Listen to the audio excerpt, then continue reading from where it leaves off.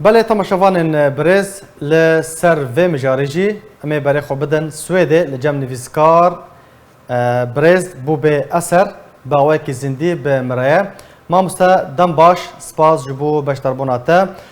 Xwendina we ji proseya dengdanê û encamên wê û serkeftina pedekê re çi ye?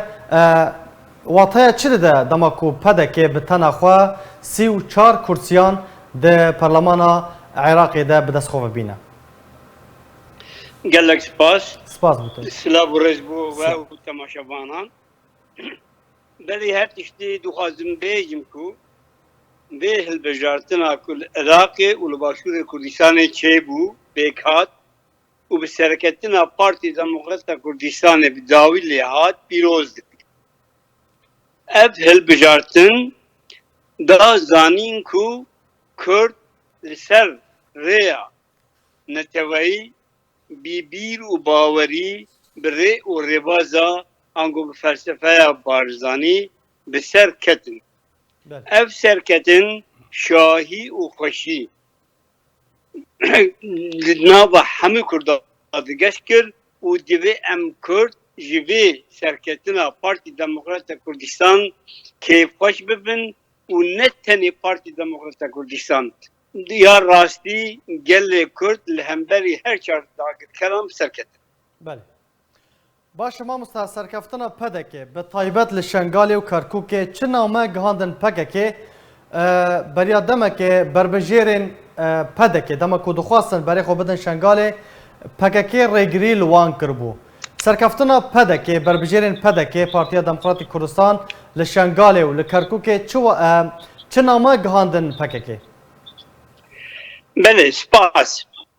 Niha name mesaj an balkêşiya ku divê hilbijartinê de ne tenê ji bona PKK ji bona hemû xwe firoş û welatfiroşan ew bû ku divê êdî xwefiroş welatfiroş û caşên Kurd li malê xwe rûnin xeta neteweyî bi rê û rêbaza barzanî bi serketiye. Ew derew ew dalaberên ku PKK û pêgirtê wan dikirin. Wan her dixwest roja ewil dikî proje danî bûn digotin dema Daîş hat Şengalê partî reviya. Li eslê xwe de berî ku Daîş têkev Şengalê agahdariya wan jê hebû lewra jî televizyûn û propaganda amade kiribûn da ku li ser esasên derewa li dijî Partî Demokrata Kurdistan propaganda bikin.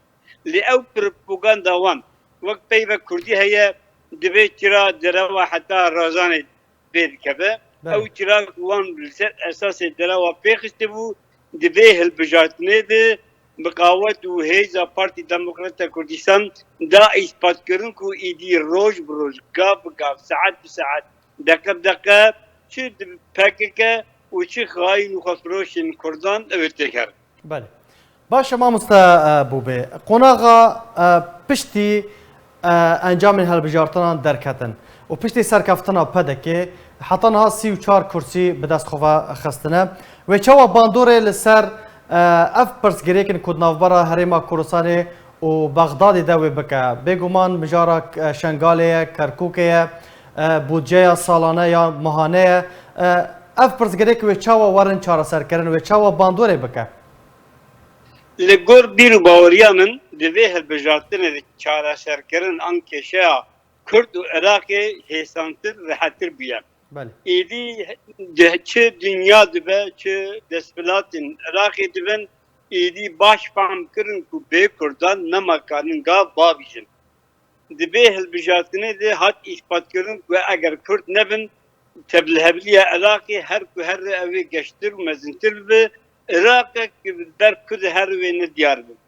Lewra jî di gora ku em medya dişopînin divê hilbijartinê bi destketina bi tebaya Kurda û bi taybetî jî ya Partî Demokrata Kurdistanê gavek erînî wil Iraqê bê avîtin. Lê divê avîtina gava erînî de divê ew namzetên an ew parlemenê me ku Kurda bi dengê xwe şandin Iraqê li gel rê û rêbaza li gel hev kar bikin û da ku bikaribin bi yek helwest داخوازی ملت خو چه کشه شنگال دبی نوچه دبی یعنی همو کشه کل عراق نابرا کرد و عرب هذا دکارب آواه کی پر راحت بیچاره سر کردن کردا به تایبەتی لە باشووری کوردستانی ئەف ئیثبات کرد و ئەف ئیثبات دا بێژی وەک سەرکێشی دان پارتی دموکراتە کوردستان گوت فەرمو ئیدی دبی هون کێشە ئەمە چارەسەر بکرد. بله.